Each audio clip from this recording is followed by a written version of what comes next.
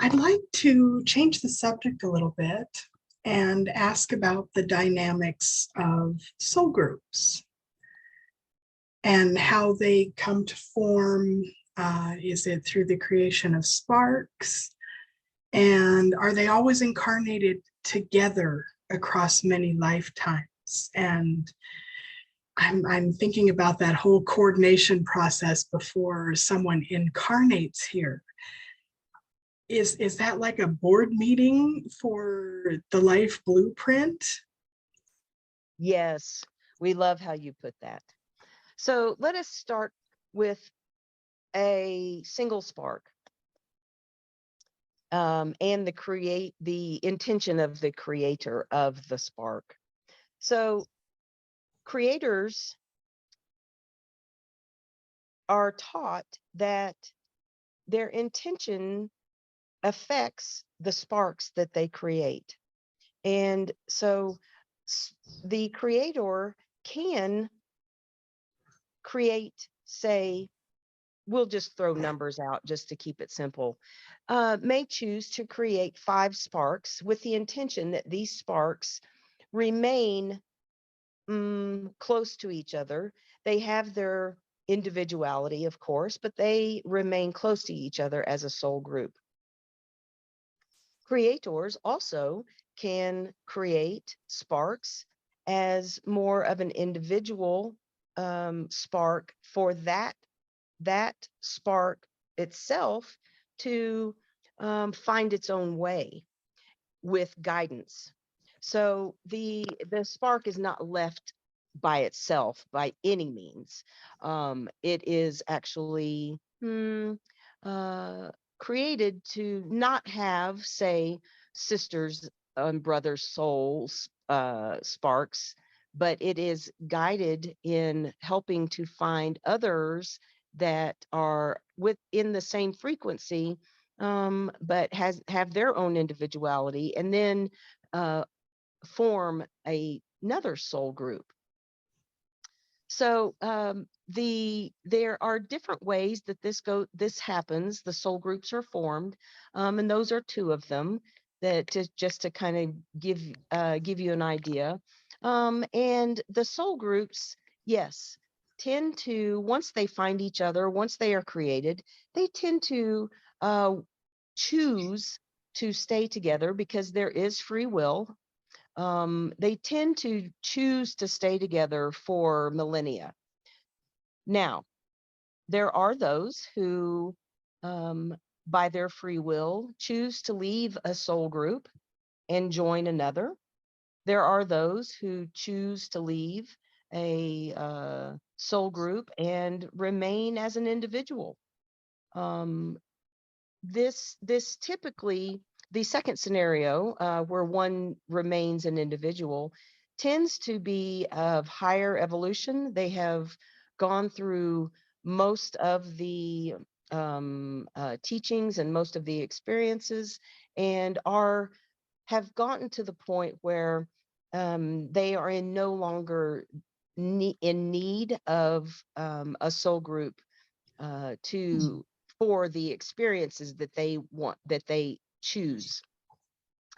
And so uh, there are many, many, many of you who have incarnated on Earth now, and you probably know who you are as a human, who actually are these individual sparks who used to be part of a soul group and now have chosen to go off on their own, and are extremely evolved souls.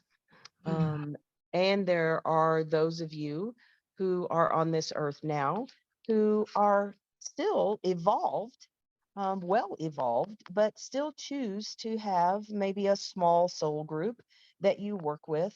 And uh, both of these scenarios are encouraged by the council.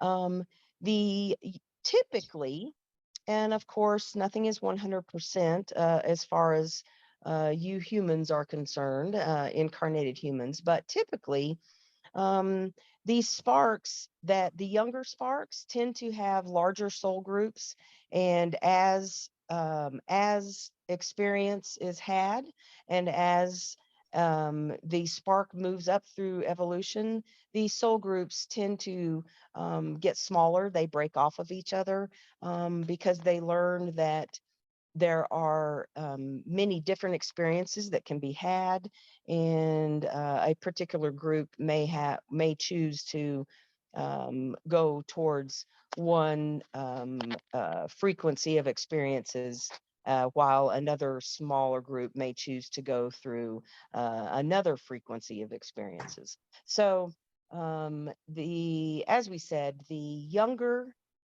sparks tend to have larger groups, and as you move up through the evolutionary process, eventually most sparks will tend to either be individual by themselves, or possibly with just one other. Fascinating. How does the blueprint degrade? Like, you have the board meeting, you decide what you want to accomplish, on Earth, and the lessons, the experiences, and the limitations that you take on.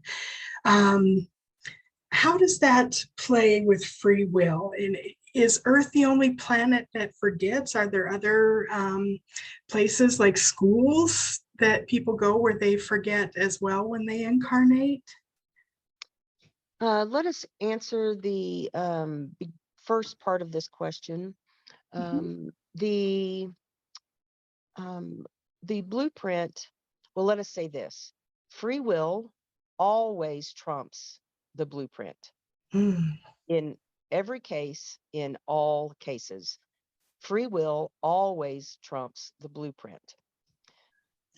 The once a human or animal or any soul has incarnated, they have the free will to stay with the blueprint and follow the breadcrumbs of their blueprint that are put in front of them, or they can choose to ignore the breadcrumbs that are put in front of them and choose a different direction. This is how blueprints tend to fall apart, when the breadcrumbs are ignored, and choices are made um, that do not follow the typical or the blueprint that, as you say, was discussed in the board meeting. Understand, we want everyone to understand that this is not a bad thing. This is simply, once again, experience. Now, it can throw a kink into others' blueprints, because that one individual is a part of many, many others' blueprints. So it can throw the kink in there. However, um, the uh, the paths that people take um, may only stray just a little because of this one incarnate's refusal to follow the breadcrumbs. So if an incarnate chooses to get off of their blueprint, and we will say that suicide of the incarnate is one of those jumping off points of these blueprints that affect others, um, which you can readily see in your society, how it affects others. However, the the ones that are left, who are still following their blueprints, quickly there are patches that are made in the blueprint that helps the the incarnates that are left to stay on track. Um, it the the blueprints are guides. They are not the end all be all. Free will always trumps the blueprints.